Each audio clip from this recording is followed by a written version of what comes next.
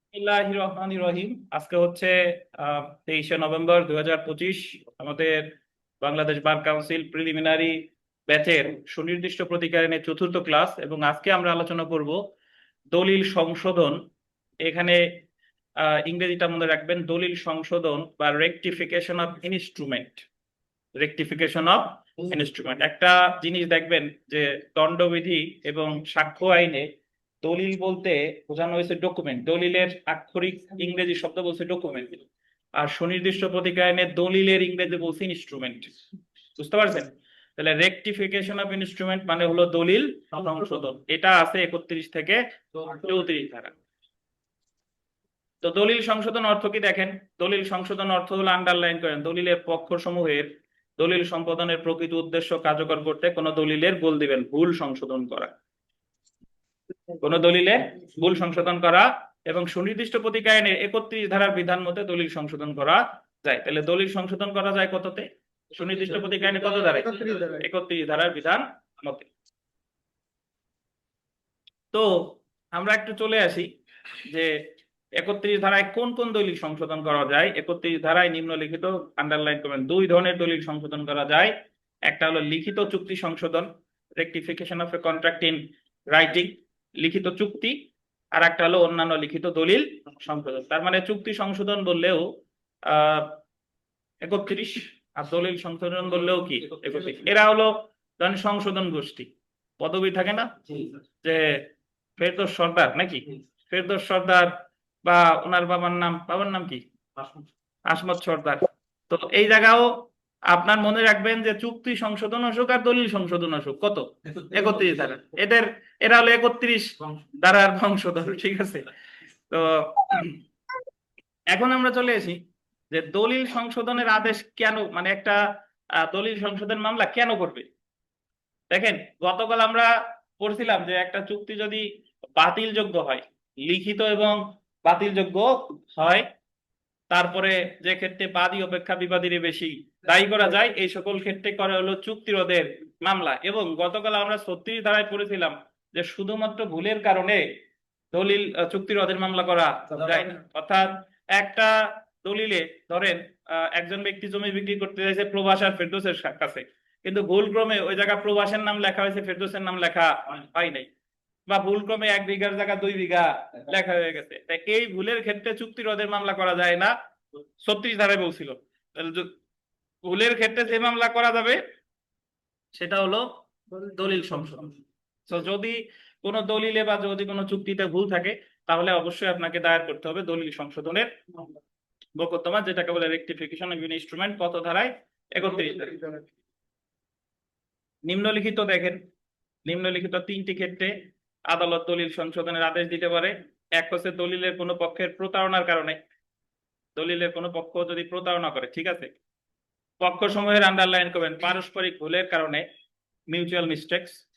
কোন লিখিত চুক্তি বা অন্য কোন লিখিত দলিলের পক্ষ সময়ের সত্যিকার মনোভাব ব্যক্ত না হলে আদালত দলিলের পক্ষ সময় দলিল সম্পাদনের প্রকৃত উদ্দেশ্য নিরূপণের জন্য দলিল সংশোধনের আদেশ দিতে পারে। এছাড়া একটা দলিল যে উদ্দেশ্যে করছে, কিন্তু দেখা গেল যে দলিলের উদ্দেশ্য এক, কিন্তু দলিলে, মানে যে উদ্দেশ্য করছে কিন্তু দলিলে সেই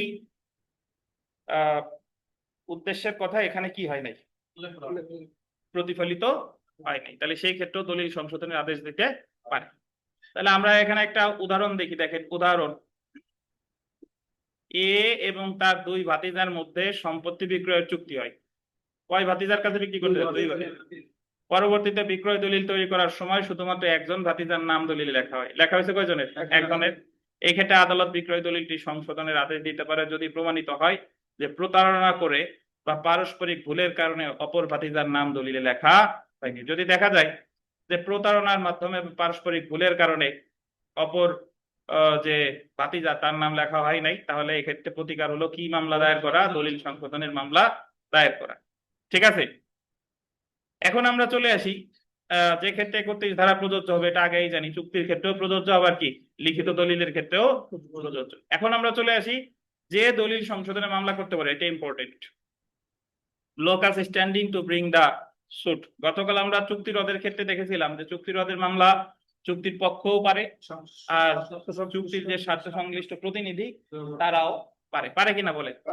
তো এখানে তাহলে দলিল সংশোধনের মামলা কারা করতে পারে? দেখেন, দলিল সংশোধনের মামলা শুধুমাত্র এই যে গোল দেবেন উক্ত দলিলের পক্ষ বা তাদের স্বার্থ সংশ্লিষ্ট বৈধ প্রতিনিধি দায়ের করতে পারে, অন্য কেউ পারে না, বাইরের কেউ পারে না। দলিল একটা দলিলে ধরেন ক্রেতা বিক্রেতা তারা পারে, আর ক্রেতা মারা গেলে ক্রেতার যে বৈধ প্রতিনিধি আছে তারা পারে, বা বিক্রেতা মারা গেলে বিক্রেতার যে বৈধ প্রতিনিধি আছে তারা পারে, কিন্তু অন্য কেউ কিন্তু পারে না। অর্থাৎ দলিল সংশোধনের মকদ্দমার বাদীকে অবশ্যই উক্ত দলিলের পক্ষ হতে হবে এবং উক্ত দলিলের পক্ষ সময়ের কি হতে হবে? প্রতিনিধি হতে হবে। তো আমরা দলিল সংশোধনের মামলায় কি প্রমাণ করতে হবে? দেখেন, দলিল সংশোধনের মকদ্দমার ক্ষেত্রে বাদীকে প্রমাণ করতে হবে যে দলিল সম্পাদনের ক্ষেত্রে গোল দেবেন প্রতারণা বা পারস্পরিক ভুল ছিল। কি ছিল? হয় ফ্রড ছিল আর মিউচুয়াল মিস্টেক ছিল। তামাদি মেয়াদ দেখেন, দলিল সংশোধনের মকদ্দমার তামাদি মেয়াদ কত বছর? 3 বছর। যেদিন হতে বাদী দলিলের ভুল বা প্রতারণার বিষয়টি জানতে পারে সেদিন থেকে তামাদি মেয়াদ 3 বছর গণনা শুরু হবে। তামাদি আইনের 95 আর কত 96, 95 অনুচ্ছেদের নিচে লেখেন প্রতারণা, আর 96 নিচে লেখেন ভুল। 95 নিচে লেখেন প্রতারণা, 96 নিচে লিখবেন কি? ভুল।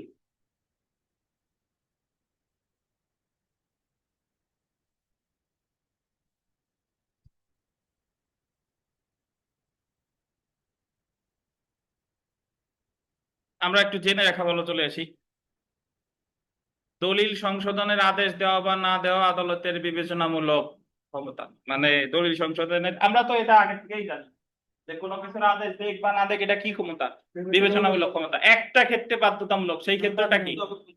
স্থাবর সম্পত্তির দখল পুনরুদ্ধার। 8 আর 9, আর অন্যান্য সকল ক্ষেত্রে বিবেচনামূলক হলো। তারপরের কথাটা ইম্পর্টেন্ট, এটা বিবিআই দেখেন, দলিল সংশোধনের আদেশ সৎ বিশ্বাসে, এটা গোল দেন সৎ বিশ্বাসে, আর গোল দিবেন মূল্যের বিনিময়ে, সৎ বিশ্বাস এবং মূল্যের বিনিময়ে অধিকার অর্জন করেছে এমন কোন তৃতীয় পক্ষের অধিকার ক্ষুণ্ণ করবে না। অর্থাৎ আদালত দলিল সংশোধনের আদেশ দিবে না যে ক্ষেত্রে সৎ বিশ্বাস এবং মূল্যের বিনিময়ে অধিকার অর্জন করেছে এমন কোন তৃতীয় পক্ষের অধিকার ক্ষুণ্ণ করে। এটা একটু ব্যাখ্যা দিতে হবে।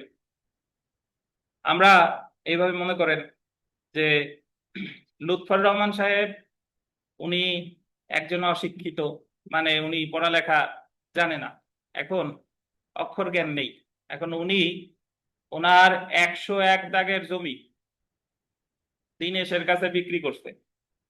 এই জায়গায় লুৎফর রহমান সাহেব হলেন বিক্রেতা আর দিনেশ হলেন কি? ক্রেতা। তো লুৎফর রহমান সাহেব বিক্রি করছে 101 দাগ, বাট অ্যাকচুয়ালি 102, 103, 104 এই সকল জমির মালিক লুৎফর রহমান সাহেব। তো বায়না চুক্তির সময় বা দলিলের সময় দিনেশ করছে কি? লুৎফর রহমান সাহেব তো পড়ালেখা জানে না, ওই জায়গায় 101-এর সাথে 102ও লেখছে, 103ও লেখছে। লেখা আছে যে এই লুৎফর রহমান সাহেব বিক্রি করছে কয় খন্ড? তাইলে 3 খন্ড। বাট উনি অ্যাকচুয়ালি কিনছে কয় খন্ড?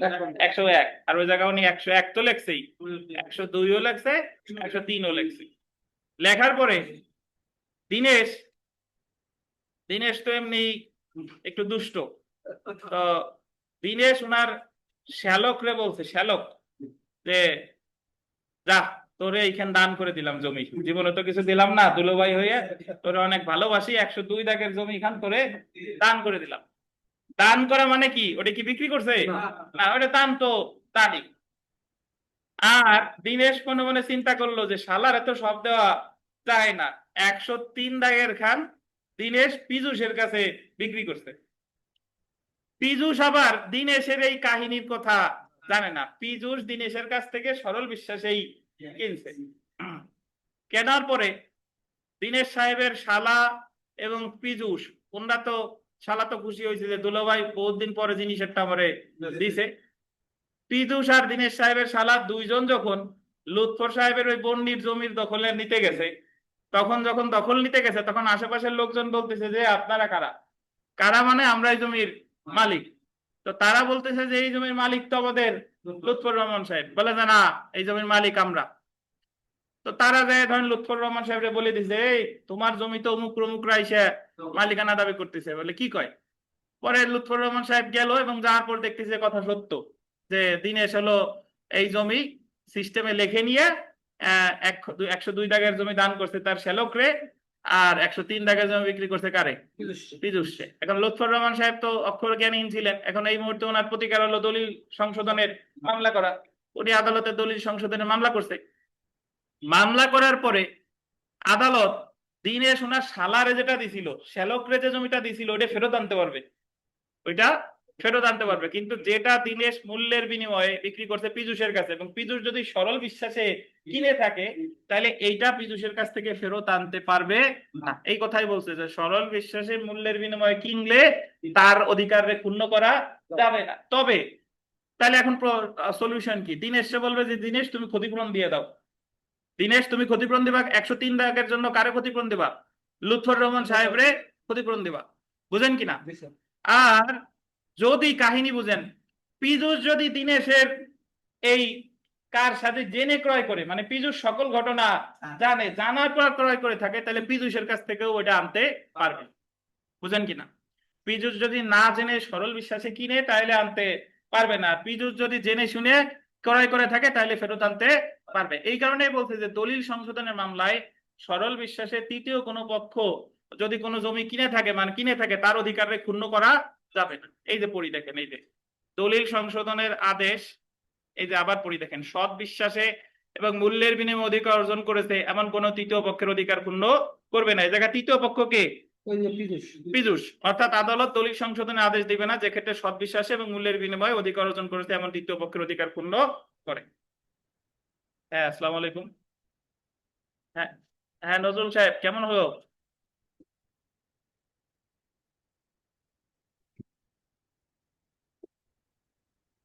হ্যাঁ,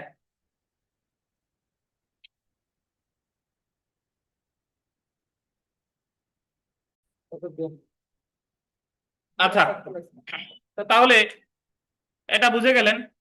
এখন আমরা দলিল সংশোধনের ক্ষেত্রে তাহলে তৃতীয় পক্ষের অধিকারটা কি করবে? ক্ষুণ্ণ করবে না। তৃতীয় পক্ষের অধিকার ক্ষুণ্ণ করবে না। এখন যেটা আপনি মনে রাখবেন, দেখেন দলিল সংশোধনের ক্ষেত্রে ধারা 32 দিয়ে লেখেন, ধারা 32 দিয়ে লেখেন দলিল সংশোধনের ক্ষেত্রে পক্ষগণের অভিপ্রায়। দলিল সংশোধনের ক্ষেত্রে পক্ষগণের কি অভিপ্রায়? কত ধারা লেখেন? দলিল সংশোধনের ক্ষেত্রে পক্ষগণের অভিপ্রায়।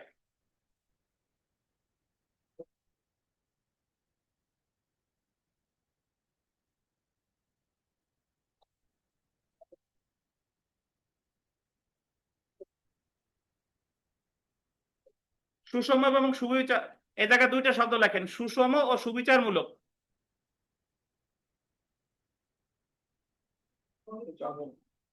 পক্ষগণের অভিপ্রায়, তারপরে হাইপেন দিয়ে লেখেন সুষম ও সুবিচারমূলক। সুষম ও কি সুবিচারমূলক,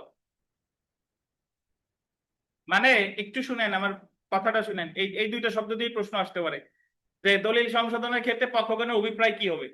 সুষম ও সুবিচারমূলক। এটা বলছে যে যে যদি আদালত যে মামলা করছে যদি দেখে দুই পক্ষের অভিপ্রায় ছিল সুষম এবং সুবিচারমূলক, বা যে মামলা করছে তার অভিপ্রায় ছিল সুষম এবং সুবিচারমূলক, তাহলেই আদালত দলিল সংশোধনের আদেশ দিবে। তাহলে দলিল সংশোধনের ক্ষেত্রে পক্ষগণ অভিপ্রায় সম্পর্কে অনুমান করবে কত ধারায়? 32 ধারায়।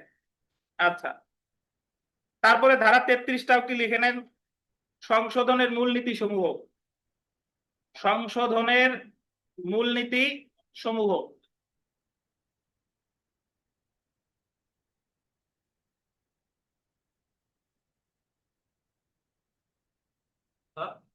সংশোধনের মূলনীতি সমূহ।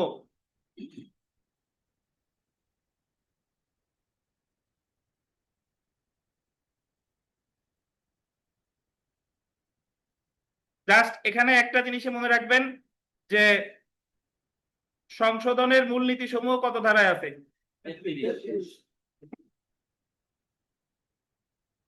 আচ্ছা, এরপরে আমরা চলে আসি ধারা 34 দেখেন, মানে এই যে সরি জেনে রাখা ভালো, তো এই 34 লেখা আছে দেখেন, 34 ধারা অনুযায়ী একটি দলিল সংশোধনের মকদ্দমায় আদালত দলিল সংশোধনের আদেশ প্রদান করার পরে সংশোধিত, এটাই আন্ডারলাইন করেন, এই লাইনটা ভিভিআই, দলিল সংশোধনের আদেশ প্রদান করার পরে সংশোধিত বিষয়টি আদালতের বিষয়টি সুনির্দিষ্টভাবে আদালতের মাধ্যমে কার্যকর করা যেতে পারে। মানে আদালত যেটা সংশোধনে আদেশ দিয়েছে, সংশোধনের সাথে সাথে বলবে এটা তুমি কার্যকর করুন। মানে ওই যে যে জায়গায় সংশোধন তো করে দিল যে 102 দাগের জমি হলো মালিক হলো লুৎফার, শুধু এইটুক দিয়েই ক্ষান্ত হবে না, বরং ওই শ্যালকের কাছ থেকে জমি এনে বুঝাই দিবে কারে? লুৎফর রহমান রে বুঝাই দিবে। তাহলে সংশোধনের সাথে সাথে সুনির্দিষ্টভাবে কার্যকরও করবে। কত ধারায় বলছে? 34 ধারায়। বুঝতে পারছেন? এখানে জাস্ট এই ধরনের প্রশ্নই আসতে পারে যে সংশোধনের পরে সুনির্দিষ্ট কার্য সম্পাদন করতে পারে কততে? কততে? 34-এ। বুঝতে পারছেন? তো চুক্তি রদের সাথে দলিল সংশোধনের মামলার পার্থক্য যেটা, চুক্তি রদের মামলা যে কেউ করতে পারে, কিন্তু দলিল সংশোধনের মামলা শুধুমাত্র দলিলের কে করবে? পক্ষ করবে নাকি? আর চুক্তি রদের মামলার তামাদি মেয়াদ কতদিন? 1 বছর। চুক্তি রদের 1 বছর আর দলিল সংশোধনের 3 বছর। বুঝতে পেরেছেন? আচ্ছা, আর ওটাও অ্যাডভ্যালুয়েশন কোর্ট ফি, এটাও অ্যাডভ্যালুয়েশন কোর্ট ফি। ভুলের কারণে চুক্তি রদের মামলা করা যায় না, কিন্তু ভুলের কারণে দলিল সংশোধনের মামলা করা যায়। বিগত বছর প্রশ্ন দেখেন, 1 নম্বর প্রশ্ন, যে দলিল সংশোধনের মামলা কত বছরের মধ্যে দায়ের করতে হয়? কত বছর বলেন? 3 বছর। আর এই জায়গা বাদ বাকি যা আছে এগুলো সব ইনশাল্লাহ পারবেন। ইম্পর্টেন্ট বিশেষ করে যদি 13-14 নাম্বার প্রশ্নটা আমরা পড়ি, দেখেন 13-14, দ্য স্পেসিফিক রিলিফ অ্যাক্ট 1877 এর কোন ধারায় দলিল সংশোধনের নীতি সমূহ প্রিন্সিপালস অফ রেকটিফিকেশন উল্লেখ করা হয়েছে? কত ধারায়? 33 ধারায়। আপনারা দুইটা বিষয় একটু বুঝাই দিই। এই বানানটা দেখেন, PRINCIPLES, এই প্রিন্সিপালস মানে হলো নীতি, আর এই জায়গা PLES এর জায়গায় যদি PAL, এই PAL থাকতো, এই প্রিন্সিপাল মানে কি? অধ্যক্ষ। বুঝতে পারছেন? এলই থাকলে হলো নীতি, আর এল থাকলে কি? ওই যে বলে যে বঙ্গবন্ধু কলেজে প্রিন্সিপাল কে, সেই প্রিন্সিপাল। আচ্ছা, 14 নম্বর প্রশ্নটা দেখেন, আদালত সংশোধিত দলিল সুনির্দিষ্টভাবে বলবৎকরণের specific enforcement of rectified contract কত ধারায়? ওই যে দলিল সংশোধনের পরে সুনির্দিষ্টভাবে বলবৎের নির্দেশ দিতে পারে। বুঝতে পেরেছেন? আমরা চলে আসি দলিল বাতিলে।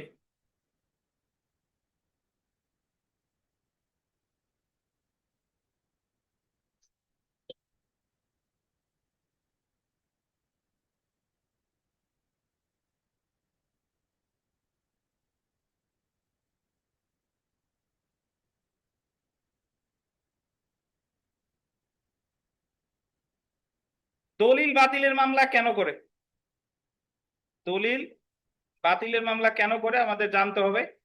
আমরা এর আগের দিন জানছি যে যদি কোনো দলিল লিখিত এবং বাতিলযোগ্য হয়, লিখিত এবং বাতিলযোগ্য হলে করে হলো চুক্তি রদ, চুক্তি রদ। আর যদি কোনো দলিল বাতিল বা বাতিলযোগ্য হয়, বাতিল বা বাতিলযোগ্য হয়, তাহলে করে দলিল বাতিলের মামলা। সহজ কথা, বাতিলযোগ্য বা কি বাতিল, শুধু বাতিলযোগ্য হতো যদি হয় তাহলে 2 ধরনের মামলাই করা যায়, চুক্তি রদও করা যায়, দলিল বাতিলও করা যায়। বাট বাতিল হইলে শুধু দলিল বাতিল। বুঝেন কিনা? ওই যে চুক্তি রদের ক্ষেত্রে বলছে লিখিত এবং বাতিল যোগ্য, তাহলে বাতিল যোগ্য হলে চুক্তি রদ করা যায়। আর এই জায়গায় আমরা করবো বাতিল বা বাতিল যোগ্য হইলে দলিল বাতিল করা যায়। তাহলে বলতে পারি যে বাতিল যোগ্য হইলে দলিল বাতিলের মামলাও করা যায়, আবার কি চুক্তি রদের মামলাও করা যায়। বাট যদি কোনো দলিল বাতিল প্রকৃতির হয় তাহলে মামলা করবে কি? দলিল বাতিল। এখন আপনার প্রশ্ন আসতে পারে, স্যার দলিল যদি বাতিলই হয় তাহলে আবার মামলা করার দরকার কি? ওটা তো বাতিলই আছে। না, এখন বিষয়টা হলো এরকম, ধরেন যে আপনাকে একজন মিথ্যা বর্ণনা দিয়ে 5 বিঘা জমি কিনতে বাধ্য করলো। সে বললো যে এই জমিতে জীবনেও কোনোদিনও পানিতে তলায় না, আজীবন মানে শুকনা থাকে এবং ভালো ফসলাদি হয়, কিন্তু আপনি জানতে পারলেন যে এটা প্রতি বছরই পানিতে তলিয়ে যায়। তাহলে এই চুক্তিটা হচ্ছে বাতিলযোগ্য চুক্তি, কারণ আপনার মিথ্যা বর্ণনা দিয়ে চুক্তিটা করতে। বাতিলযোগ্য চুক্তি যদি হয় তাহলে এই জায়গায় আমরা চুক্তি রদের মামলা করতে পারি, আবার কি দলিল বাতিলের মামলাও করতে পারি। বুঝেন কিনা? কিন্তু যদি এরকম হতো যে আপনি একটা জমির দখলে আছেন, দীর্ঘদিন ধরে দখলে আছেন, পৈতৃক সূত্রেই দখলে আছেন, মানে আপনার পিতা মারা যাওয়ার পর আপনি মালিক হয়েছেন। এখন হঠাৎ করে কিছু লোক আপনার প্রতিবেশী এসে তারা দাবি করতেছে যে অমুক সাহেব, তোমার বাড়ি ছেড়ে দাও। কেন বাড়ি ছাড়বো? কারণ তোমার পিতা বেঁচে থাকা অবস্থায় এই বাড়ি আমাদের কাছে বিক্রি করে গেছে, এবং শুধু বিক্রিও করে নাই, আমাদের নামে রেজিস্ট্রিও করে দিয়ে গেছে। কারণ আপনি জানেন যে আপনার পিতা জীবনও এই জমি বিক্রি করে নাই, তাহলে আপনি বুঝতে পারতেছেন যে এই যে যে দলিলটা তৈরি করছে এটা কি দলিল? জাল দলিল। এটা বাতিল যোগ্য না, এটা কি বাতিল। এটা হচ্ছে শুরু থেকেই বাতিল, ভয়েড অ্যাব ইনিশিও। ভয়েড অ্যাব ইনিশিও মানে হলো যে জিনিস শুরু থেকেই বাতিল। তাহলে এটা তো আর বাতিল যোগ্য প্রকৃতির নাই, এটা কি বাতিল দলিল, কারণ এটা তো মিথ্যা একটা দলিল তৈরি করছে। এখন আবার নিবন্ধনও করছে। এখন আপনি যদি এই পরিস্থিতিতে চুপ থাকেন যে ওরা জমি দলিল করে করুক, তাতে আমার কি, আমি চুপ থাকি, আমি বেদখল মানে না করতে পারলে হইলো। কিন্তু চুপ যদি থাকেন, একটা নির্দিষ্ট পর্যায়ে গিয়ে আপনার যখন মামলা করার তামাদি মেয়াদ শেষ, তখন ওই দলিল কিন্তু কি হয়ে যাবে, বৈধ হয়ে যাবে। বুঝতে পারছেন? তাহলে আপনি অবশ্যই যেদিন থেকে জানলেন তারপর থেকে কি মামলা করতে হবে, দলিল বাতিলের মামলা করতে হবে। তাহলে আমরা এতটুকু কথা বলার মূল উদ্দেশ্য হলো যে বাতিল বা বাতিল যোগ্য হইলে কি মামলা করতে হবে, দলিল বাতিলের। আর যদি বাতিল যোগ্য হয় তাহলে চুক্তি রদ। বাতিল যোগ্য হলে চুক্তি রদ করা যায়, আবার দলিল বাতিলও করা যায়। বুঝেন কিনা?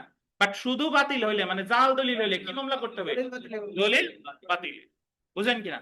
আচ্ছা, এখন আপনার বিরুদ্ধে যদি কেউ জাল দলিল তৈরি করে, তাহলে আপনার প্রতিকার হলো দুইটা। হয় আপনি দলিল বাতিলের মামলা করবেন, আর নয়টি দলিলটি অবৈধ এবং জাল মর্মে ঘোষণামূলক মামলা করবেন 42 ধারায়। কি কি বলে? আপনার বিরুদ্ধে যদি কেউ বাতিল মানে জাল দলিল তৈরি করে, আপনি জানেন যে এই দলিলের বিষয়বস্তু হচ্ছে মিথ্যা, তাহলে আপনার কাছে প্রতিকার আছে দুই ধরনের মামলা করার। একটা হলো কি, দলিল বাতিলের অথবা দলিলটি জাল এবং অবৈধ মর্মে ঘোষণার জন্য ঘোষণামূলক মামলা। এখন প্রশ্ন হলো যে তাহলে আমি কখন দলিল বাতিলের মামলা করব আর কখন অবৈধ এবং জাল মর্মে ঘোষণামূলক মামলা করব? থিওরি সহজ, শুনেন।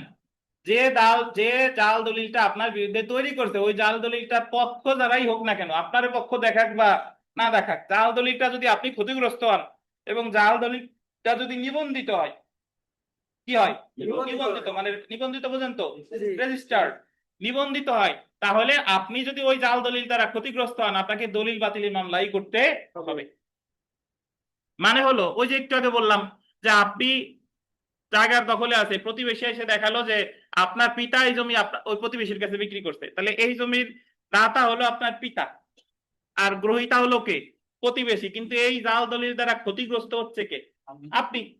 আপনি কিন্তু কোনো পক্ষ না, জাল দলিলের কোনো পক্ষ আপনি না, বাট আপনি এটা দ্বারা কি হচ্ছে, ক্ষতিগ্রস্ত হচ্ছেন। এখন আপনি দেখলেন যে এই জাল দলিলটা নিবন্ধিত মানে কি, রেজিস্টার্ড, তাহলে এই মুহূর্তে আপনার প্রতিকার কি, দলিল বাতিলের মামলা। বুঝছেন? রেজিস্ট্রেশন হইলেই কি মামলা করতে হবে, দলিল বাতিলের মামলা করতে হবে। এলো এক ক্রাইটেরিয়া। আর একটা হলো নিবন্ধিত হোক বা না হোক, যদি ওই জাল দলিলের একটা পক্ষ আপনি হন, তাহলেও দলিল বাতিলের মামলা করতে হবে। মানে ধরেন যদি এই উদাহরণটাই বলি যে আপনি দখলে আছেন, জাল দলিলের এক পক্ষ হচ্ছে আপনার পিতা আর এক পক্ষ হচ্ছে প্রতিবেশী, দলিলটা ধরেন নিবন্ধিত না, নিবন্ধিত না, তাহলে এই এই নিবন্ধিত না হলে তো আমার দলিল বাতিল করা লাগতেছে না, দলিল বাতিলের মামলা। তাহলে নিবন্ধিত না, বাট আবার আপনি ওই দলিলের এক পক্ষ নাই, পক্ষকে বাবা আর প্রতিবেশী, তাহলে এই ক্ষেত্রে আর আমার 39 ধারা মামলা করার দরকার নাই। এই ক্ষেত্রে অবৈধ মর্মে ঘোষণামূলক মামলা করলেই হবে। বুঝতে পারছেন? 42 ধারায়। তার মানে দুইটা ক্ষেত্রে আমার দলিল বাতিলে মামলা করতে হবে। এক, যদি জাল দলিলটা কি হয়, নিবন্ধিত হয়, অথবা জাল দলিলের একটা পক্ষ যদি আমি হই। এখন একটা পক্ষ আপনি কি, ধরেন জাল দলিলটা তৈরি করে সে যদি এটা বলতো যে সগীর সাহেব, আপনি 2 বছর আগে আমার কাছ থেকে 2 কোটি টাকা নিলেন, এই জমি দিলেন, মনে নাই, এইটাই তো আপনার সিগনেচার, এই যে আসলে আপনি সিগনেচার করেন নাই, তাহলে জাল দলিলের এক পক্ষ আপনি আর এক পক্ষ আপনার প্রতিবেশী, নিবন্ধিত না, আপনার দলিল বাতিলে মামলা করা লাগবে। তার মানে জাল দলিলের একটা পক্ষ যদি আপনি হন, অবশ্যই দলিল বাতিল, আর পক্ষ না হইলেও দলিল বাতিলের মামলা করা যাবে যদি জাল দলিলটা কি হয়, নিবন্ধিত হয়। বুঝতে পারছেন? এছাড়া অন্যান্য ক্ষেত্রে মামলা করতে হবে কি 42 ধারায় অবৈধ জাল মর্মে ঘোষণামূলক মামলা। অর্থাৎ যদি এরকম হয় যে জাল দলিলের এক পক্ষ পিতা আর এক পক্ষ হলো প্রতিবেশী, আবার জাল দলিলটা নিবন্ধিত না, তাহলে আমি পক্ষ না আবার নিবন্ধিত না, বাট আমি যেহেতু ক্ষতিগ্রস্ত হচ্ছি, তাহলে এই ক্ষেত্রে আমাকে মামলা করতে হবে দলিলটি অবৈধ এবং জাল মর্মে ঘোষণার জন্য ঘোষণামূলক মামলা। বুঝতে পারছেন? তাহলে সহজ কথা, জাল দলিল যদি নিবন্ধিত হয় দলিল বাতিল, নিবন্ধিত না হোক যদি আমাকে জাল দলিলের একটা পক্ষ হয়, পক্ষ দেখানো হয়, তাহলেও কি দলিল বাতিল 39 ধারা। এই দুইটা ক্ষেত্রে 39 ধারা, আর অন্যান্য সকল ক্ষেত্রে কি 42 ধারা। বুঝতে পারছেন? একটু পড়ি দেখেন,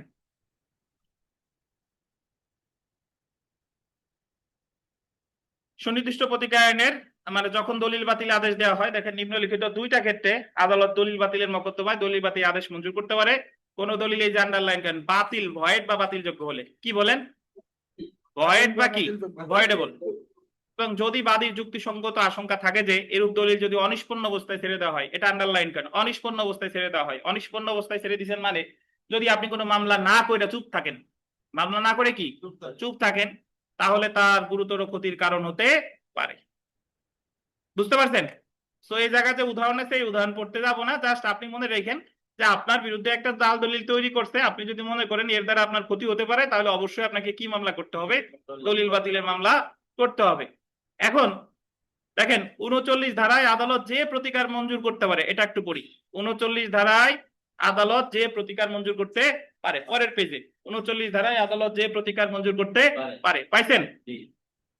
1 নাম্বার দেখেন, দলিলটিকে বাতিল বা বাতিলযোগ্য হিসেবে আইন অনুযায়ী নিষ্পত্তি বা ঘোষণা করতে পারে। আদালত ইচ্ছা করলে এই যে দলিল, এটাকে বাতিল বা বাতিলযোগ্য হিসেবে কি করতে পারে, নিষ্পন্ন করতে পারে। বলতে পারে যে অমুক দলিল হলো বাতিল বা বাতিল যোগ্য। এর সাথে সাথে দলিলটি অর্পণের আদেশ দিতে পারে। অর্পণ মানে জাল দলিলটা যার কাছে আছে, আখিনুরের কাছে আছে, বললো এই দলিল আদালতে জমা দাও, এটা হলো কি অর্পণ। তাহলে বাতিল ঘোষণা করতে পারে অথবা কি অর্পণের আদেশ দিতে পারে।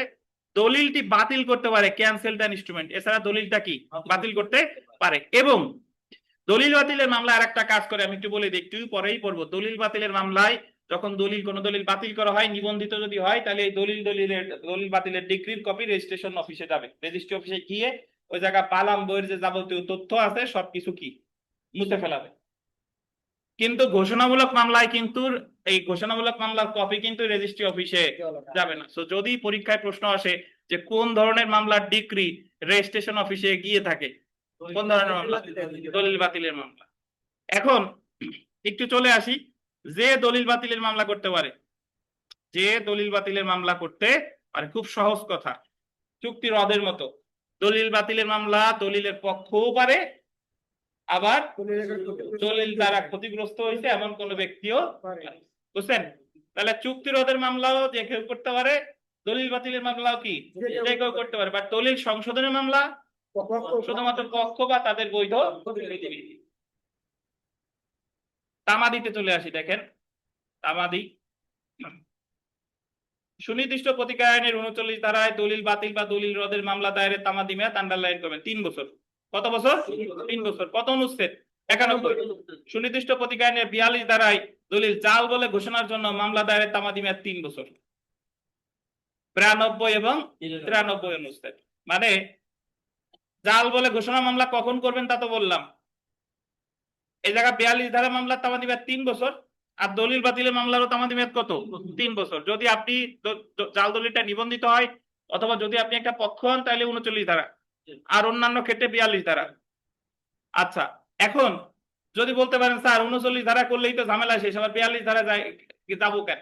ভাই 42 ধারা মামলা করলে আপনার দিতে হবে ফিক্সড কোর্ট ফি 300 টাকা, দলিল বাতিলের মামলা করলে দিতে হবে 1 কোর্ট ফি। দেখেন দলিলে উল্লেখিত মূল্যের উপর অ্যাড ভ্যালুয়াম কোর্ট ফি দিতে হবে। তারপরে আমরা চলে আসি, জেনে রাখা ভালো যে দলিল বাতিলের আদেশ দেওয়া আদালতের একটি আন্ডারলাইন করে স্বেচ্ছাধীন বা বিবেচনামূলক ক্ষমতা।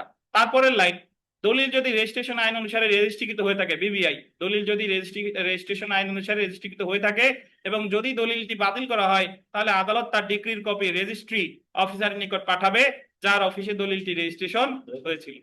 বুঝতে পারছেন? তারপরে দেখেন দলিল বাতিলের মামলায় বাদীকে উক্ত দলিলের পক্ষ হওয়ার প্রয়োজন নাই। তারপরের একটা বাদ দিয়ে পরেরটা, যদি দলিলে এক বা একাধিক অধিকার থাকে, আদালত উপযুক্ত ক্ষেত্রে গোল দিবেন আংশিক বাতিল এবং আংশিক বহাল রাখতে পারে। ধারা কত? 40। ধরেন দলিলে একাধিক অংশ আছে, আপনার জমি আর একজন বিক্রি করে ফেলছে, আপনি জানেনও না, তাইলে আপনাকে মামলা করতে হবে দলিল বাতিলের। তাহলে সে যদি 2 বিঘা বিক্রি করে, ওই 2 বিঘার মধ্যে 1 বিঘা যদি আপনার থাকে, তাহলে ওই দলিলের 1 বিঘা যতটুকু ওই অংশ কি হবে? বাতিল হবে। আর বাকি অংশ কি থাকবে? বহাল থাকবে। তাহলে দলিল বাতিলে যদি একাধিক অংশ থাকে, কোন অংশ যদি বাতিল করে, বাকি অংশ কি থাকবে?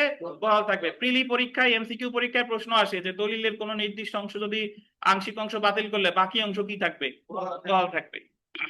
তারপরে আরো মনে রাখতে হবে যে বিশেষ ক্ষেত্রে আদালত দলিল বাতিল করার আদেশ প্রদানের পাশাপাশি অপর পক্ষকে ন্যায় বিচারের প্রয়োজন অনুসারে আর্থিক ক্ষতিপূরণ প্রদানের নির্দেশ দিতে পারে। কত ধারা?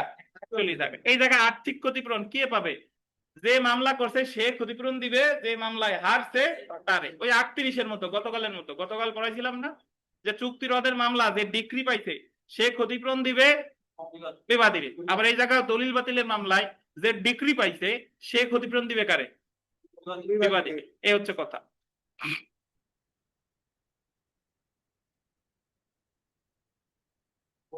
তো এখানে একটা নোট পাবেন, নামাজ শেষ হওয়ার পরে এসে দিব। তো তার আগে একটু বলে রাখি, তাহলে আমরা যদি দেখি যে দলিল বাতিল, চুক্তি রদ এবং চুক্তি সংশোধন, দলিল সংশোধনের মধ্যে পার্থক্য কি? ভাই, দলিল বাতিলের মামলা, চুক্তি রদের মামলা যে কেউ করতে পারে, দলিলের পক্ষ হইতে পারে, চুক্তির পক্ষ হইতে পারে, অন্য কেউ হতে পারে, কিন্তু দলিল সংশোধনের মামলা করতে পারে শুধু কে? শুধুমাত্র দলিলের পক্ষরা। তারপরে চুক্তি রদ হলো বাতিল যোগ্য, দলিল বাতিল হলো বাতিল বা বাতিল যোগ্য, আর ভুল থাকলে হলো দলিল সংশোধন। দলিল সংশোধনের মামলা তামাদি মেয়াদ 3 বছর, চুক্তি রদ 1 বছর, দলিল বাতিল 3 বছর। দলিল বাতিলের মামলার ডিক্রির কপি রেজিস্ট্রেশন অফিসে যায়, চুক্তি রদেরটা যায় না, দলিল সংশোধনেরটা যায় না। বুঝেন কিনা? আর কোর্ট ফিসের ক্ষেত্রে সবগুলোই অ্যাড ভ্যালোরাম কোর্ট ফিস। এই হলো পার্থক্য। আমাদের নামাজের বিরতি, নামাজ শেষে আবার ফেরত আসবো ইনশাল্লাহ। আচ্ছা, আমরা ক্লাস শুরু করি। দেখেন, আপনাদের যারা অনলাইনে আছেন আপনাদের একটা পিডিএফ দিছি পাঠায়, আর যারা অফলাইনে আছেন আপনাদেরও প্রিন্ট কপি দিছি। তো ওই পিডিএফ এর বিষয়বস্তু অলরেডি আমরা আলোচনা করছি, ঠিক আছে? অলরেডি আলোচনা করছি, বাট তারপরেও এই জায়গা 2-4 কথা একটু নতুন আছে, একটু পড়ি। দেখেন যে দলিল বাতিল এবং ঘোষণামূলক মামলা, কখন দলিল বাতিলের মামলা করে আর কখন ঘোষণামূলক মামলা করে, মোটামুটি আমি ব্যাখ্যা করছি। দেখেন, যদি কোনো ব্যক্তি অপর কোনো ব্যক্তির বিরুদ্ধে কোনো অবৈধ বা জাল দলিল তৈরি করে, তবে সংক্ষুব্ধ ব্যক্তির 2টি প্রতিকার আছে। কয়টি? 2টি। 39 ধারায় দলিল বাতিলের মামলা, আর একটা হলো 42 ধারায় দলিলটি অবৈধ এবং জাল মর্মে ঘোষণামূলক মামলা, নাকি? অথবা যে কথাটা এতক্ষণ বলি নাই, অথবা ঘোষণামূলক মকদ্দমার সাথে সাথে আনুষঙ্গিক প্রতিকার হিসেবে 39 ধারায় দলিল বাতিলের মকদ্দমা দায়ের করা। মানে আপনি ঘোষণামূলক তো করছেনই, এটার সাথে সাথে আপনি কিও চাইতে পারেন, দলিল বাতিলও চাই, আনুষঙ্গিক হিসেবে দলিল বাতিলও চাইতে পারেন।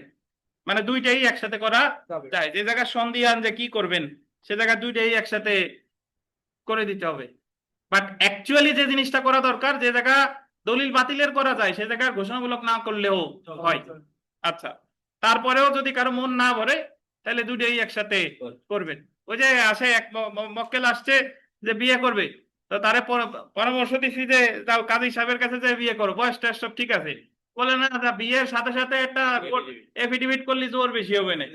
তাহলে ঠিক আছে, যদি মন না ভরে তাহলে জোর বেশি করার জন্য এফিডেভিট করো, তাহলে আর সমস্যা কি? তাহলে এই জোর বাড়ানোর জন্য দুইটাই একসাথে করা যাবে। আচ্ছা, এখন দেখেন, সংক্ষুব্ধ ব্যক্তি যখন দলিল বাতিলের মামলা করতে পারে, যে কথাটা বললাম যে অবৈধ জাল দলিলটি যদি এই যে আন্ডারলাইন করে নিবন্ধিত হয়, কি হয়? নিবন্ধিত হয়। অথবা নিবন্ধিত হোক বা না হোক, উক্ত জাল দলিলে যদি সংক্ষুব্ধ ব্যক্তিকে এক পক্ষ দেখানো হয়, তাহলে সংক্ষুব্ধ ব্যক্তিকে 39 ধারায় দলিল বাতিলের মামলা দায়ের করতে হবে, নাকি? উল্লেখ্য যে দলিল বাতিল করতে হলে করলে দলিলের আদালত ডিগ্রি কপিটি নিবন্ধন কর্মকর্তার নিকট প্রেরণ করবে, যাতে নিবন্ধন কর্মকর্তা উক্ত জাল দলিলের নিবন্ধন সম্পর্কিত তথ্য কি মুছে ফেলতে পারে। অপরদিকে কখন ঘোষণামূলক মামলা করবে? দেখেন যে উপরোক্ত ক্ষেত্রে ছাড়া অন্যান্য সকল ক্ষেত্রে সংক্ষুব্ধ ব্যক্তি দলিলটি অবৈধ জাল মর্মে ঘোষণার জন্য ঘোষণামূলক মকদ্দমা করবে। অর্থাৎ জাল দলিলটি যদি নিবন্ধিত না হয়, এবং জাল দলিলে যদি সংক্ষুব্ধ ব্যক্তিকে কোনো পক্ষ দেখানো না হয় তাহলে সংক্ষুব্ধ ব্যক্তি 42 ধারায় জাল দলিলটি অবৈধ এবং জাল মর্মে ঘোষণার জন্য মামলা দায়ের করতে পারে। বোঝা গেছে? তাহলে কখন দলিল বাতিল আর কখন ঘোষণামূলক মামলা।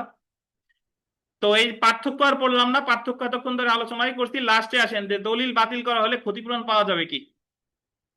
দলিল যদি বাতিল করা হয় ক্ষতিপূরণ পাওয়া যাবে কি? হ্যাঁ, 41 ধারা অনুযায়ী দলিল বাতিলের রায় প্রদানের সময় আদালত যে পক্ষকে এরূপ প্রতিকার মঞ্জুর করেছেন সেই পক্ষের তরফ হতে অপর পক্ষকে ন্যায় বিচারের প্রয়োজনে ক্ষতিপূরণ প্রদানের নির্দেশ দিতে পারেন। মানে যার দলিলটা বাতিল হলো সে ক্ষতিপূরণ পাবে যার কারণে বাতিল হলো তার কাছ থেকে। বুঝেন কিনা? হ্যাঁ, যে ডিগ্রি পেল সে ক্ষতিপূরণ দিবে আর একজনকে। এখন যদি আপনি বলেন যে স্যার এটা কেন, ওই যে গতকাল ব্যাখ্যা দিয়েছি গ্রামের রাস্তার উপর দিয়ে হাঁটার উদাহরণ মনে আছে, যে দুইজনে জমি বিক্রি কেনা বেচা করতেছে, এখন ওই জমি যদি কেনা বিক্রি হয় তাহলে গ্রামবাসীর পথ বন্ধ হয়ে যায়। গ্রামবাসী যদি মামলা করে এবং গ্রামবাসীর কারণে যদি দলিলটা বাতিল করে বা রদ করে তাহলে বলতে পারে যে গ্রামবাসীদের তোমরা এত টাকা দিয়ে দাও, কারণ তারা তো তোমাদের কারণে তারা তো ক্ষতিগ্রস্ত হচ্ছে। কিন্তু তার মানে এই না যে চুক্তি রদ দলিল বাতিলের সব মামলাই ক্ষতিপূরণ দিবে, বিষয়টা কিন্তু তা না। বিশেষ পরিস্থিতিতে যদি দেখে যে বাদীর কারণে বিবাদী ক্ষতিগ্রস্ত হচ্ছে সেই ক্ষেত্রেই ক্ষতিপূরণ দিতে পারে। তারপরে দেখেন কোন দলিলকে আংশিক বিলুপ্ত করা যাবে কিনা। হ্যাঁ, সুনির্দিষ্ট প্রতিকার আইনের 40 ধারা অনুযায়ী কোন দলিলের আংশিক বিলুপ্তি সম্ভব। উক্ত ধারা অনুযায়ী কোনো একটি দলিল যদি বিভিন্ন অধিকার বা বিভিন্ন বাধ্যবাধকতার সাক্ষ্য বহন করে তাহলে আদালত যথোপযুক্ত মামলায় তা আংশিকভাবে বাতিল এবং অবশিষ্ট অংশকে বহাল রাখতে পারেন। বিলুপ্ত অংশকে সম্পূর্ণরূপে স্বতন্ত্র কি থাকতে হবে, পৃথক থাকতে হবে। সো এই হলো মোটামুটি দলিল বাতিল রিলেটেড A to Z। এখন এখানকার আমরা যদি প্রশ্নে বিগত বছরের যে প্রশ্ন আছে প্রশ্নগুলো কষ্ট করে দেখে ফেলবেন, সবই ইম্পর্টেন্ট, প্রতিটাই গুরুত্বপূর্ণ, দেখে ফেলবেন। আমরা সরাসরি চলে আসি ঘোষণামূলক মামলা। ঘোষণামূলক মামলা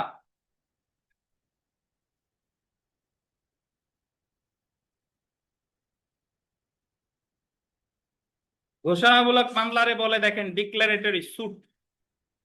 ধারা 42 থেকে কত? 44 না 43, 42 থেকে 43। ভাই ঘোষণামূলক মামলা হলো কোন একটা জিনিসে আপনার একটা অধিকার আছে।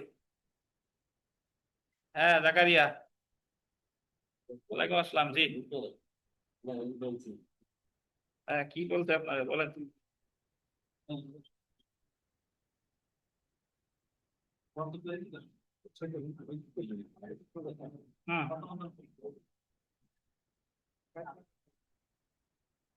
হুম। ভাই ঘোষণামূলক মামলা কখন করা যায়? কোন জিনিসে আপনার আইনগত অধিকার আছে বা সম্পত্তির অধিকার আছে, ভবিষ্যতে অর্জিত হবে তা না, অলরেডি আপনার সম্পত্তির অধিকার বা আইনগত অধিকার আছে।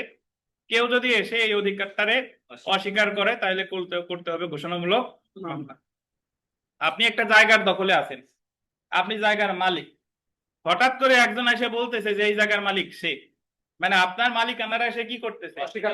অস্বীকার করতেছে, তাহলে আপনার মামলা করতে হবে ঘোষণামূলক মামলা। আপনি আইফোনের মালিক, আপনার মালিকানা সংক্রান্ত যাবতীয় কাগজপত্র আছে, এখন দিনের শেষে বলতেছে এই আইফোনের মালিক আপনি না, তাহলে আপনি কি মামলা করতে পারেন? ঘোষণামূলক মামলা করতে পারেন। আপনি হেডমাস্টার স্কুলের, বাট অন্যরা এই আপনার, আপনি যে হেডমাস্টার এটা অস্বীকার করতেছে, তাহলে আপনি কি মামলা করতে? ঘোষণামূলক মামলা। আপনি শ্মশানে লাশ পোড়াবার অধিকারী, কিন্তু সকলে কেউ একজন আপনার লাশ পুড়াইতে দিচ্ছে না, তাহলে আপনাকে কি মামলা করতে হবে? ঘোষণামূলক। কবরস্থানে কবর দিতে দিচ্ছে না, কি মামলা? ঘোষণামূলক। তারপরে ভোট দিতে দিচ্ছে না, কি মামলা? ঘোষণামূলক।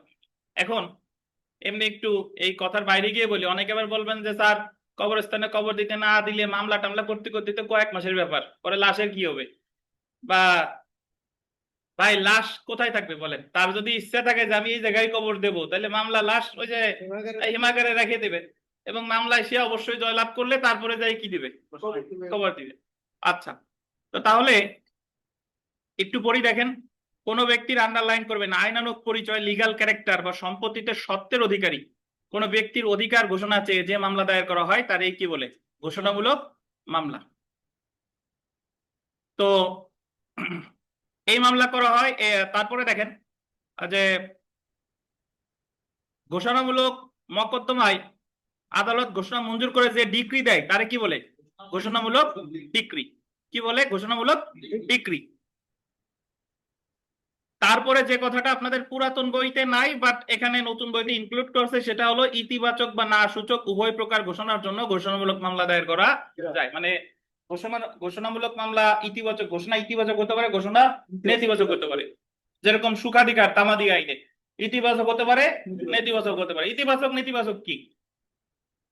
দিনের সাহেব ওনার দ্বিতীয় পক্ষের ওয়াইফে স্বীকার করতেছে না, তাহলে সে ঘোষণামূলক মামলা করতে পারে যে আমি দিনেশের স্ত্রী মর্মে ঘোষণা দেওয়া হোক, এটা হলো ইতিবাচক। আর এক মহিলা শুধু শুধু এসে দিনেশের ওয়াইফ হিসেবে দাবি করতেছে, তখন দিনেশ আগে মামলা করতে পারে যে অমুক মহিলা আমার স্ত্রী না, এই মর্মে ঘোষণা দেওয়া হোক। এটা হলো কি? নেতিবাচক। এখন মামলা আপনি কোনটা করতে চান দিনেশ সাহেব? নেতিবাচক না আপনার বিরুদ্ধে ইতিবাচক, কোনটা করবে? আচ্ছা, শুধুমাত্র 42 ধারায় উল্লেখিত শর্তের মধ্যে ঘোষণামূলক মামলা সীমাবদ্ধ না, বরং অন্যান্য বিষয়ে ঘোষণামূলক মকদ্দমা দায়ের করা যায়।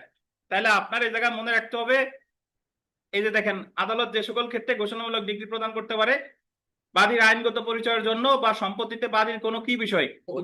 সম্পত্তির অধিকার বা পদের অধিকার। কি বলেন? সম্পত্তির অধিকার বা পদের অধিকার। ওই যে দেওয়ানি মামলার 9 ধারায় বলা আছে, মনে আছে? Right to property, right to office. ঘোষণামূলক মামলাও তাই, যে যে কোনো সম্পত্তিতে আপনার সত্ত্ব আছে বা কোনো পদের উপর আপনার অধিকার আছে, তাহলে ওইটা যদি কেউ কি করে, অস্বীকার করে, তাহলেই সে ঘোষণামূলক মামলা করতে পারে।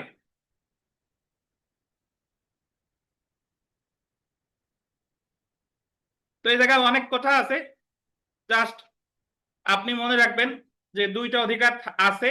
এই দুইটা অধিকার ভবিষ্যতে হইলে হবে না, অলরেডি থাকতে হবে। এবং আপনার অধিকার যদি কেউ কি করে, অস্বীকার করে, তাহলে ঘোষণামূলক মামলা করা যাবে।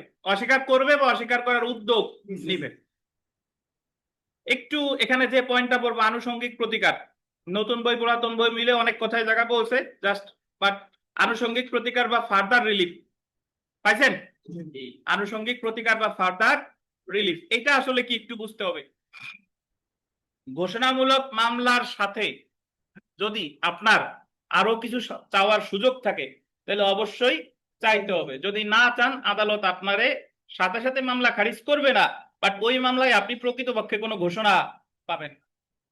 এটার অর্থ কি? এটার অর্থ হলো, ধরেন আপনি একটা জমির দখলে নাই, আপনি মালিক, আপনি মালিক কিন্তু দখলে নাই। এখন যদি আপনি শুধু সত্য চাইছেন, 42 চাইছেন, আদালত ঘোষণা দিল আপনি মালিক, কিন্তু আবার কয়দিন পরে আপনার মামলা আরেকটা করা লাগবে না দখলের জন্য? বুঝেন কিনা? বাট এই দুইটা বিষয় নিষ্পত্তি করা যেত কি মামলায়? একই মামলায়। তাহলে এই জায়গায় ঘোষণা হলো মূল প্রতিকার, আর দখল হলো কি? আনুষঙ্গিক প্রতিকার। তো যদি আপনি শুধু ঘোষণা চান, দখল চান নাই, আদালত আপনারে শুধু ঘোষণা দিবে না। এই জায়গায় দখলের যে বিষয়টা, এই দখলের বিষয়টারে কি বলে? আনুষঙ্গিক প্রতিকার। আনুষঙ্গিক প্রতিকার চাওয়া বাধ্যতামূলক। আনুষঙ্গিক প্রতিকার যদি আপনি না চান, তাহলে আদালত আপনার কোনো ঘোষণা দিবে না। পরীক্ষায় যদি আসে যে আনুষঙ্গিক প্রতিকার চাওয়া কি বাধ্যতামূলক, এই অবশ্যই বাধ্যতামূলক। এখানে একটু পড়ি, দেখেন, বাদী প্রার্থিত ঘোষণা ছাড়া অন্য কোনো আনুষঙ্গিক প্রতিকার প্রার্থনা করতে সক্ষম হলে সেই সকল আনুষঙ্গিক প্রতিকার প্রার্থনা করবে। যদি সে আনুষঙ্গিক প্রতিকার প্রার্থনা না করে, তাহলে আদালত ঘোষণামূলক ডিক্রি দিতে অস্বীকার করবে। 42 ধারার শেষে বলা হয়েছে, শর্ত থাকে যে যেখানে বাদী শুধুমাত্র সত্যের ঘোষণা ছাড়া আরো প্রতিকার দাবি করতে পারে কিন্তু তা করা হতে বিরত থাকে, সেখানে আদালত তেমন ঘোষণা দিবে না। ঘোষণা দিবে না, এটাই ওনার জন্য বাধ্যতামূলক। কিন্তু মামলার সাথে সাথে খারিজ করতেছে না, কিন্তু আলটিমেটলি শেষে গিয়ে মামলা আপনি জয়লাভ করবেন না।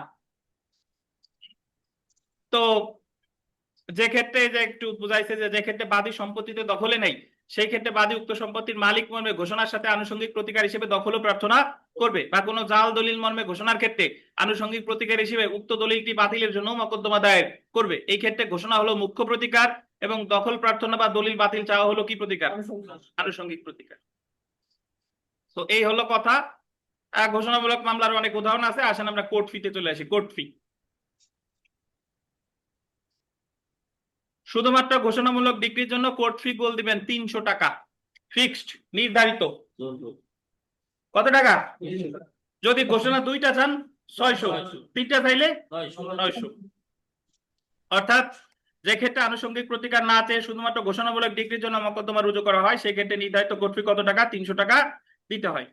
এখন দেখেন আনুষঙ্গিক প্রতিকার যদি চাই তাহলে আর 300 না, তাহলে কোর্ট ফি হয়ে যাবে ওই যে শুধু 42 করলে 300, 42-এর সাথে 8 যোগ করলে বুঝছেন? এই যে ক্ষেত্রে আনুষঙ্গিক প্রতিকার সহ ঘোষণামূলক ডিগ্রির জন্য মোকদ্দমা রুজু করা হয় সেক্ষেত্রে অ্যাড কোর্ট ফি দিতে হয়। সত্য ঘোষণার সাথে আনুষঙ্গিক প্রতিকার হিসেবে দখল প্রার্থনা করা হলে অ্যাড কোর্ট ফি দিতে হবে। তাহলে তামাদি মেয়াদ দেখেন, তামাদি মেয়াদও অনেকটা সহজ। বিষয়টা হলো শুধু 42 ধারা করলে 6 বছর, শুধু 42 ধারা করলে 6 বছর, আর 42-এর সাথে আনুষঙ্গিক প্রতিকার চাইলে ওই আনুষঙ্গিক প্রতিকারের যা সেইটা। এই যে দেখেন, কোন প্রকার আনুষঙ্গিক প্রতিকার ছাড়া শুধুমাত্র ঘোষণামূলক ডিগ্রির জন্য মোকদ্দমা রুজু করতে হবে 6 বছরের মধ্যে। তামাদি আইনের কত অনুচ্ছেদ? 120। কারণ শুধুমাত্র ঘোষণামূলক মামলা দায়েরের তামাদি আইনের তফসিলে নেই, এই কারণে তামাদি আইনের 120 অনুচ্ছেদ প্রযোজ্য হবে। তবে যদি আনুষঙ্গিক প্রতিকার চাই তাহলে কত? ওই আনুষঙ্গিক প্রতিকারের যে তামাদি মেয়াদ সেই প্রতিকার 8 ও 42 চাইলে 12 বছর, শুধু 42 চাইলে 6 বছর। তবে একটা ব্যতিক্রম আছে, অবৈধ জাল ঘোষণার জন্য 42 ধারায় ওই যে 92-93 অনুচ্ছেদ, এই ক্ষেত্রে 3 বছর। এই ক্ষেত্রে কোন দলিল জাল এবং অবৈধ মর্মে ঘোষণার জন্য যদি 92 ধারায় 92 অনুচ্ছেদ অনুসারে 42 ধারায় মামলাই করবে, ওই ক্ষেত্রে কয় বছর? 3 বছর। সংক্ষেপে মনে রাখুন, ঘোষণামূলক ডিগ্রি দেওয়া আদালতের কি ক্ষমতা? বিবেচনামূলক ক্ষমতা। যে ক্ষেত্রে বাদী আনুষঙ্গিক প্রতিকার দাবি করতে পারতো সেখানে আনুষঙ্গিক প্রতিকার সহ ঘোষণামূলক মোকদ্দমা দায়ের করতে হবে, কিন্তু যে ক্ষেত্রে আনুষঙ্গিক প্রতিকার দাবি করার প্রয়োজন নাই সেই ক্ষেত্রে শুধুমাত্র ঘোষণামূলক মোকদ্দমা দায়ের করা যায় এবং তা কি রক্ষণীয়। আর ওই যে নিচের পয়েন্টে বলা আছে আনুষঙ্গিক প্রতিকার চাওয়া বাধ্যতামূলক। 43 ধারাটা একটু মনে রাখতে হবে, এখানে নতুন বইতে আছে, পুরাতন বইতে নাই। যে ঘোষণামূলক ডিগ্রি শুধুমাত্র মোকদ্দমার পক্ষগণ বা তাদের মাধ্যমে দাবিদার ব্যক্তিগণের উপর বাধ্যকর নয়, কিন্তু বাধ্যকর হবে এই ঘোষণা তৃতীয় ব্যক্তির উপর বাধ্যকর হবে না। একটু লেখেন, আমি একটু বলে দিই যে ধারা 43 দিয়ে লেখেন। ধারা 43 ঘোষণার ফলাফল।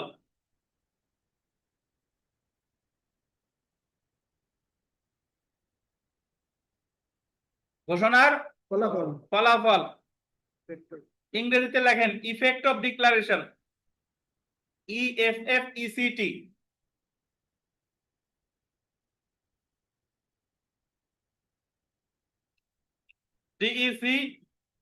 DECLARATION,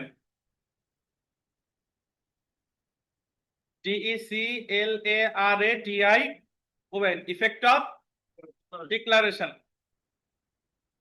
ব্র্যাকেটে লেখেন জাজমেন্ট ইন পার্সোনাম প্রকৃতি, জাজমেন্ট ইন পার্সোনাম প্রকৃতি।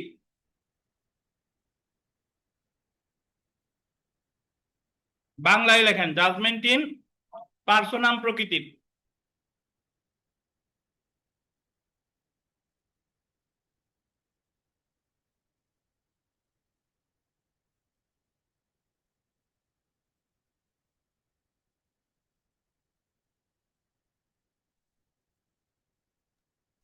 Judgment of judgment in personam,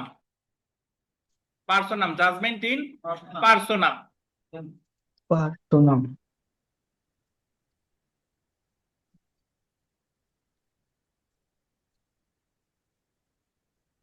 এবার লিখিত পরীক্ষায় এসেছে, একটু শুনেন।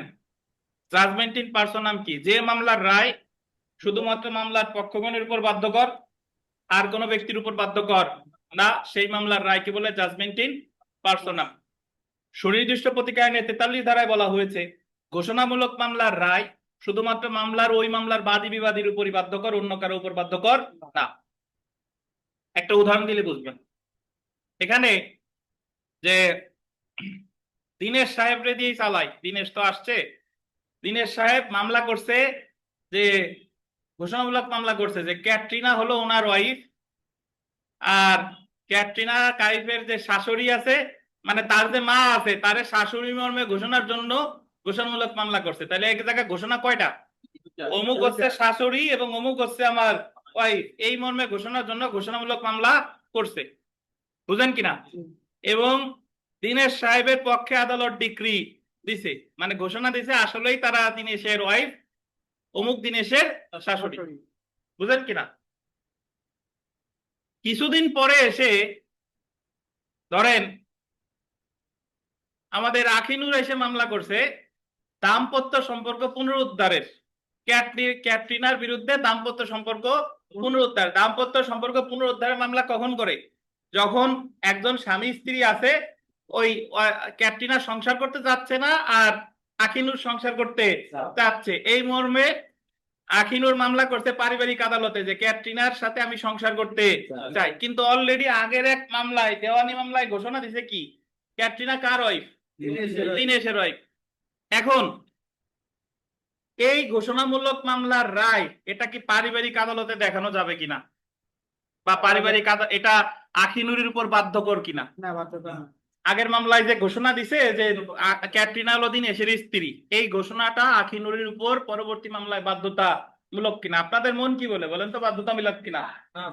বাধ্যতামূলক না। কেন না? কারণ 43 ধারায় বলা হয়েছে ঘোষণামূলক মামলার রায় শুধু পক্ষগণের উপরই বাধ্যকর। আগের মামলার পক্ষ কি আখিনুর ছিল? সো ওই মামলার রায় কিন্তু আখিনুরের উপর বাধ্যকর না। বুঝছেন? তৃতীয় পক্ষের উপর বাধ্যকর নয়। আচ্ছা,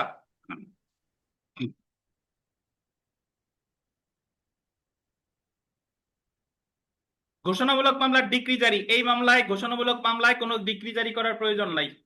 ঘোষণামূলক মামলায় জারি মামলা করার প্রয়োজন নাই। আমরা বিগত বছরে একটা প্রশ্ন দেখি, দেখেন, এক্স যে জমির বৈধ দখলদার, ওই জমির উপর দিয়ে পার্শ্ববর্তী গ্রামের বাসিন্দাগণ যাতায়াতের অধিকার দাবি করে। এক্স এর প্রতিকার কি? ঘোষণামূলক মামলা করবে। মানে বৈধ দখলদার, তার উপর পার্শ্ববর্তী জমির যে বাসিন্দাগণ তারা যাতায়াতের দাবি করে, এটার উত্তর হবে কি বলেন? ঘোষণা। এখন আপনি বলতে পারেন যে স্যার এটা চিরস্থায়ী নিষেধাজ্ঞা হবে না কেন? যদি বেদখলের হুমকি দেয় তাহলে হলো নিষেধাজ্ঞা, আর যদি আপনার মালিকানা অস্বীকার করে কোনো কিছু দাবি করে তাহলে হলো ঘোষণামূলক। বুঝেন কিনা? হুমকি ধামকি আসলে স্থায়ী নিষেধাজ্ঞা, আর অস্বীকার করলে ঘোষণামূলক মামলা। 2 নম্বর প্রশ্নটা দেখেন, আবশ্যকীয় সম্পূরক প্রতিকার। দেখেন কি বাংলা বানাইছে, আবশ্যকীয় সম্পূরক প্রতিকার, মানে ফার্দার রিলিফ। আনুষঙ্গিক প্রতিকার বলছে আবশ্যকীয় সম্পূরক প্রতিকার। না চাইলে দ্য স্পেসিফিক রিলিফ অ্যাক্ট 1877 কোন ধারায় মামলা ব্যর্থ হয়? কোন ধারায়? 42 ধারায়। আপনারে বাংলা তো আমরা বাঙালি, বাট বাঙালি বুঝবেন না, যদি লিখে থাকে প্রক্ষলন কক্ষ, তারেও যাচ্ছেন না যে কার কক্ষ না কার কক্ষ, ওদিক যাবো না। প্রক্ষলন কক্ষ মানে আছে টয়লেট, শৌচাগার। বুঝতে পারছেন তো? এই জায়গায় লিখছে যে আবশ্যকীয় সম্পূরক প্রতিকার। যাই হোক, 3 নাম্বার প্রশ্নটা দেখেন, 12 বিশেষ পরীক্ষা এসেছে, any person entitle to any legal character, মানে লিগাল ক্যারেক্টার অধিকারী কোনো ব্যক্তি, অর টু এনি রাইট কোনো অধিকার, অ্যাজ টু এনি প্রপার্টি সম্পত্তি ক্ষেত্রে অধিকার, মে ইনস্টিটিউট এ সুট কোন ধারায় মামলা করতে পারে? কত ধারায়? 42 ধারায়। 42 ধারায়। ঠিক আছে, জানালা একটু আটকায় দেন তো, এটা খোলা নাকি হালকা, একটু লক করে দেন।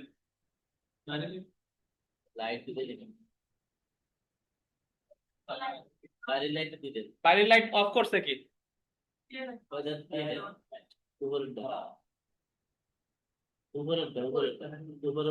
হ্যাঁ ঠিক আছে, ধন্যবাদ।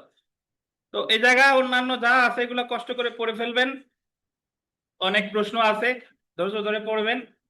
আর তো বলে দিলাম যে ঘোষণা যদি অস্বীকার করে ঘোষণা, আর হুমকি ধামকি দিলে কি নিষেধাজ্ঞা। চলে আসেন ধারা 44 রিসিভার নিয়োগ, অ্যাপয়েন্টমেন্ট অফ রিসিভার। সুনির্দিষ্ট প্রতিকার আইনে প্রতিকার আছে কয়টা? 8টা প্রতিকার দেওয়া যায়, 5টি। এই 8টা প্রতিকারের মধ্যে শুধু একটা প্রতিকারের জন্য আলাদা করে মামলা করা লাগে না, এটা কোনো মামলার মধ্যে চাইতে হয়, সেটা হলো রিসিভার নিয়োগ। অর্থাৎ শুধু রিসিভার নিয়োগের জন্য আলাদা কোনো মামলা করা যায় না। রিসিভার অলরেডি একটা মামলা চলমান থাকে, তার মধ্যে আপনি কি করেন? চাইতে হয়। এখন রিসিভার কি?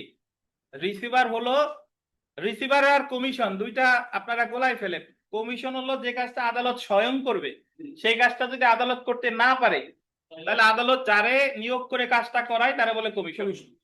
কারো জবানবন্দি গ্রহণ করা দরকার কিন্তু ও অসুস্থ বা সরকারি কর্মকর্তা বিজি, আসতে পারতেছে না, তখন কমিশন নিয়োগ করে পাঠায় যে তুমি অমুকের জবানবন্দি গ্রহণ করে নিয়ে আসো, এটা হলো কমিশন। আর রিসিভার হলো যে যখন কোনো মামলার বিরোধী বিষয়বস্তু সহায় সম্পত্তি আদালত ক্রোক করে তখন সেটা দেখাশোনার জন্য আদালত যারা দায়িত্ব দেয় তারাই কি বলে, রিসিভার বলে। অথবা ক্রোক করুক বা না করুক, কোনো বিষয় আহ পরীক্ষা করার জন্য বা কোনো বিষয়ে দেখার জন্য আদালত রিসিভার নিয়োগ করতে পারে। তো রিসিভার সম্পর্কে সুনির্দিষ্ট প্রতিকার আছে 44 ধারা, এবং আমরা দেওয়ানি কার্যবিধি সাম্প্রতিক সময় শেষ করলাম। দেওয়ানি কার্যবিধির আছে 40 আদেশ, 40 আদেশ। তাহলে মামলা বিচারাধীন থাকা অবস্থায়, এই বিচারাধীন থাকা অবস্থায় গোল দিতে হবে। সুনির্দিষ্ট প্রতিকার আইনে যে রিসিভার নিয়োগ করতে পারে এটা কখন পারে, মামলা চলমান থাকা অবস্থায় বা বিচারাধীন থাকা অবস্থায়। বাট দেওয়ানি কার্যবিধি অনুসারে ডিক্রি প্রদানের আগেও পারে, পরেও পারে। রিসিভার নিয়োগ স্বেচ্ছাধীন ক্ষমতা, তার নিয়োগ কর্তব্য, অধিকার, কর্তব্য, দায় দায়িত্ব সম্পর্কে 1908 সালের দেওয়ানি কার্যবিধি দ্বারা কি হবে, নিয়ন্ত্রিত হবে। দেওয়ানি কার্যবিধি 40 নং আদেশ অনুযায়ী দেওয়ানি আদালত রিসিভার নিয়োগ করতে পারে। সর্বসাকল্যে একবারই প্রশ্ন এসেছিল, দেখেন রিসিভার নিয়োগ দেওয়া হয় the code of civil procedure 1908 এর ড্যাশ অনুযায়ী। 40 আদেশের কত বিধি, এক বিধি। বুঝছেন? চলে আসি আমরা নিরোধক প্রতিকার, প্রিভেন্টিভ রিলিফ।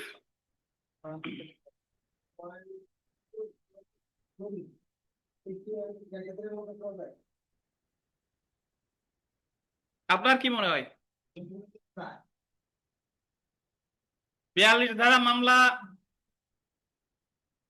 আমরা 42 ধারাটা পড়লাম, এ জায়গায় নিবন্ধন অনিবন্ধনের কথা নাই, কোনো কথা নাই। আমি কোনো সম্পত্তির অধিকারী কিনা বা আমি কোনো অধিকারের অধিকারী কিনা এবং আমার ওই অধিকারটা কি অস্বীকার করা হয়েছে কিনা, তাহলেই আমি 42 ধারা মামলা করতে পারবো।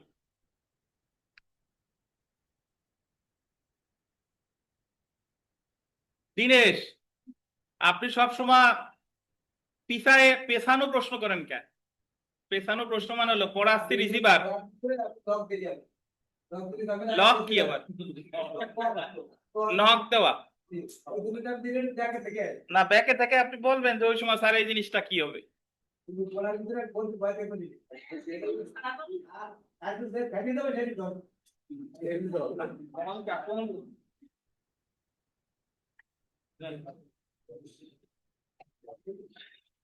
তো আমরা একটু পড়ি, দেখেন নিরোধমূলক প্রতিকার বা প্রিভেন্টিভ রিলিফ। নিরোধমূলক প্রতিকার অ্যাকচুয়ালি আমরা এর আগে পড়ছি যখন শুরুতে ছিলাম প্রথম লেকচারে। নিরোধমূলক প্রতিকার আসলে কি, মানে যে প্রতিকারটা কোনো ঘটনা ঘটার আগেই আপনি আদালতের কাছে চাইতেছেন সেটারে বলে নিরোধমূলক প্রতিকার। ওই যে 5 গতে বলছে, যা না করার ব্যাপারে কোনো পক্ষের বাধ্যবাধকতা আছে তাকে সেই কাজ করা থেকে বিরত রাখার বাধ্য হবে। তাহলে নিরোধমূলক প্রতিকার বা প্রিভেন্টিভ রিলিফের সংজ্ঞা দিছে 6 ধারা, কিন্তু 6 ধারায় বলছে যে 5 গতে যে প্রতিকার মঞ্জুর করে সেটাকে নিরোধমূলক প্রতিকার বলে। আর নিরোধমূলক প্রতিকার কি উপায়ে মঞ্জুর করবে সেটা বলছে 52 ধারায়, স্থায়ী বা অস্থায়ী নিষেধাজ্ঞা। একটু পড়ি, দেখেন যেভাবে নিরোধমূলক প্রতিকার মঞ্জুর করা হয়, প্রিভেন্টিভ রিলিফ হাউ গ্রান্টেড, 52 ধারায় বিধান করা হয়েছে নিষেধাজ্ঞা আন্ডারলাইন করেন স্থায়ী বা অস্থায়ী দ্বারা আদালতের বিবেচনামূলক ক্ষমতা বলে নিরোধমূলক প্রতিকার মঞ্জুর করা হয়। জেনে রাখা ভালো, দেখেন নিরোধমূলক প্রতিকার বা প্রতিরোধমূলক প্রতিকার দেওয়ার ক্ষেত্রে নিষেধাজ্ঞা হলো সর্বোত্তম পন্থা, এবং এই জায়গায় নিরোধমূলক প্রতিকার স্থায়ী এবং অস্থায়ী নিষেধাজ্ঞা, কিন্তু বাধ্যতামূলক নিষেধাজ্ঞা কিন্তু নিরোধমূলক প্রতিকার না। কারণ বাধ্যতামূলক নিষেধাজ্ঞার মামলা করে কোনো ঘটনা ঘটে যাওয়ার পরে, কারণ বাধ্যতামূলক নিষেধাজ্ঞার মাধ্যমে কোনো ব্যক্তিকে সে যে কাজ করতে বাধ্য তা করতে আদেশ দেওয়া হয়, কোনো কাজ করা হতে বিরত থাকার জন্য না। তো এগুলাই মোটামুটি নিরোধমূলক প্রতিকার। বিস্তারিত আগামী দিন আলোচনা করব। নিষেধাজ্ঞা প্লাস নিষেধাজ্ঞার যে অল্প একটু বাকি আছে, আগামী দিন সুনির্দিষ্ট প্রতিকার বইও আনবেন, সাক্ষ্য আইনের বইও আনবেন। আর এখন দেওয়ানি কার্যবিধির একটা ক্লাস টেস্ট দেন। যদিও দেওয়ানি কার্যবিধির মডেল টেস্ট হয়েছে, বাট আমাদের ক্লাস টেস্ট এখনো বাকি আছে। তো আপনাদের যেহেতু পড়া আছে, একটা ক্লাস টেস্ট হয়ে যাক। আজকে এই পর্যন্তই। আগামীকাল কি কি আনবেন বলেন? সুনির্দিষ্ট প্রতিকার আইন আর সাক্ষ্য আইন, দুই বই আনবেন। আর এখন পরীক্ষা হবে, পরীক্ষার প্রশ্ন দিচ্ছি। ভালো থাকেন স্যার। আসসালাম।